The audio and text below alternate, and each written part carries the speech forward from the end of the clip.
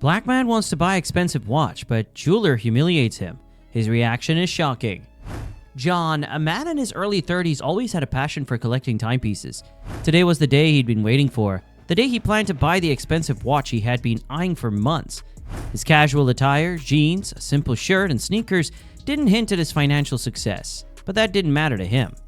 He believed in living modestly despite his wealth. John was a successful entrepreneur who built his business from the ground up. He was known for his intelligence, diligence, and passion for his work. Despite his achievements, John preferred to keep a low profile. He wasn't one for flashy displays of wealth. His joy came from the finer things, like the intricate craftsmanship of a well-made watch. The city was bustling with activity as John made his way through the streets. He had researched extensively and knew exactly which jewelry store he wanted to visit. This store was renowned for its collection of luxury watches, and John had saved up for this special purchase. His excitement was palpable, but so was a sense of apprehension. He had faced subtle prejudices before, and he knew that appearances could often lead to snap judgments. Welcome back to PlotTwister. Before we unravel today's mystery, don't forget to like, subscribe, and click the notification bell so you're always in the loop. As John approached the jewelry store, his mind wandered back to the times when he had been underestimated. He remembered the look of surprise when people found out about his success. The disbelief that someone who looked like him could achieve so much, but today he was determined to have a positive experience.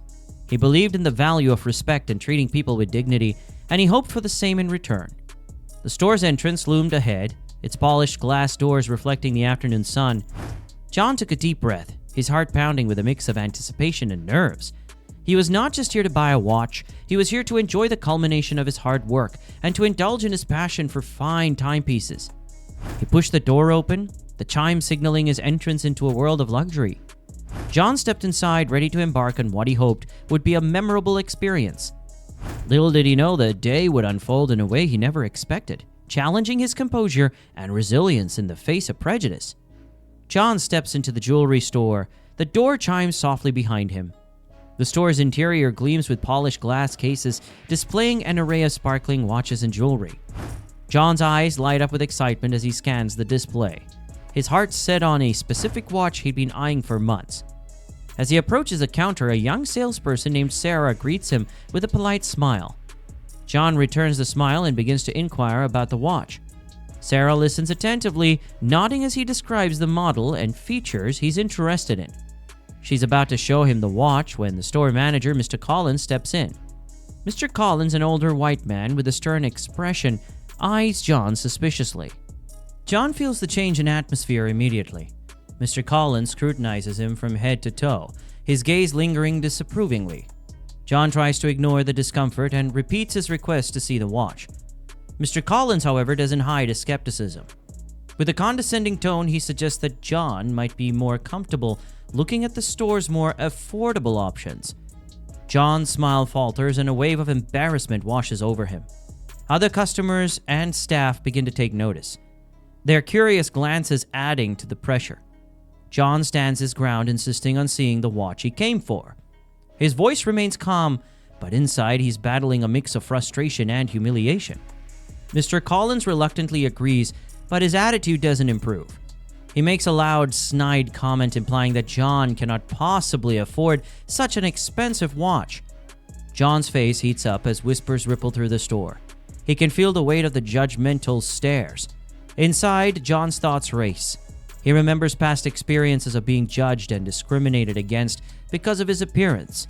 But he's not about to let this man's prejudice dictate his actions. He's worked hard to build his business and has every right to be here. With a deep breath, John decides to remain composed. He focuses on the watch, asking detailed questions and demonstrating his extensive knowledge. Sarah, observing John's expertise and passion, begins to feel uncomfortable with Mr. Collins' behavior. She discreetly apologizes to John, acknowledging the inappropriate conduct. John appreciates Sarah's gesture but stays focused on handling the situation with dignity. Determined to see this through, he requests to speak with the store owner, Mrs. Roberts. The tension in the store heightens as Mr. Collins sneers but reluctantly calls for Mrs. Roberts. Mrs. Roberts, the store owner, enters the scene with a professional demeanor. She approaches John, her eyes reflecting curiosity and concern. John stands tall, maintaining his composure, as he explains his experience with Mr. Collins. He describes the condescending remarks and the judgmental attitude he faced, his voice calm but firm. Mrs. Roberts listens attentively, her expression growing serious. She glances at Mr. Collins, who stands nearby, shifting uncomfortably. The other customers and staff watch the interaction, the tension in the store palpable. Mrs. Roberts turns to Mr. Collins, her voice stern as she addresses him.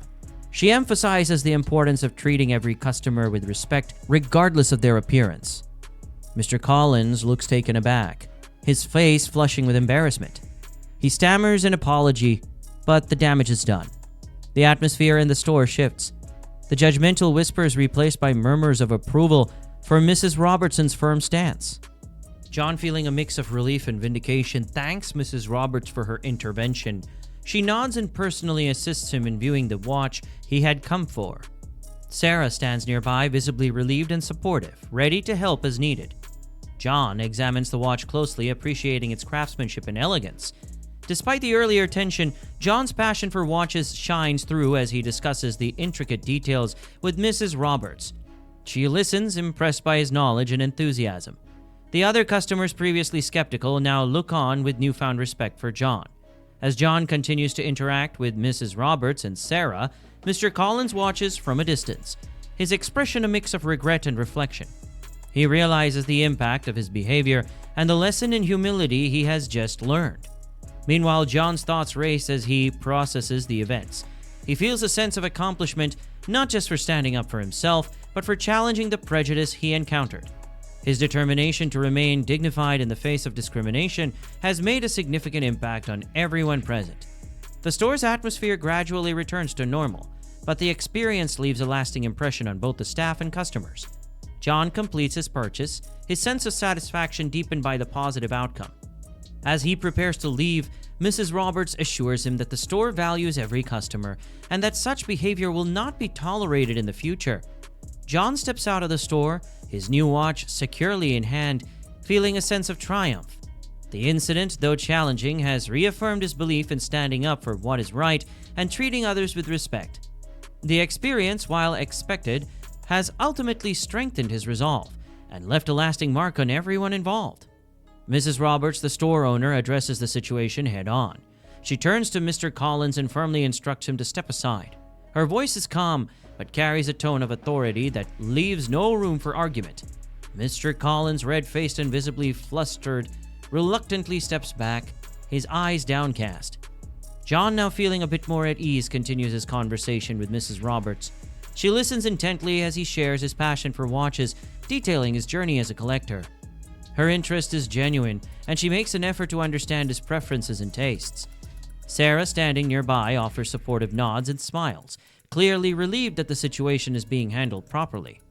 Mrs. Roberts asks John about his interest in the specific watch, encouraging him to share more about his collection. As John speaks, the tension in the room begins to dissipate.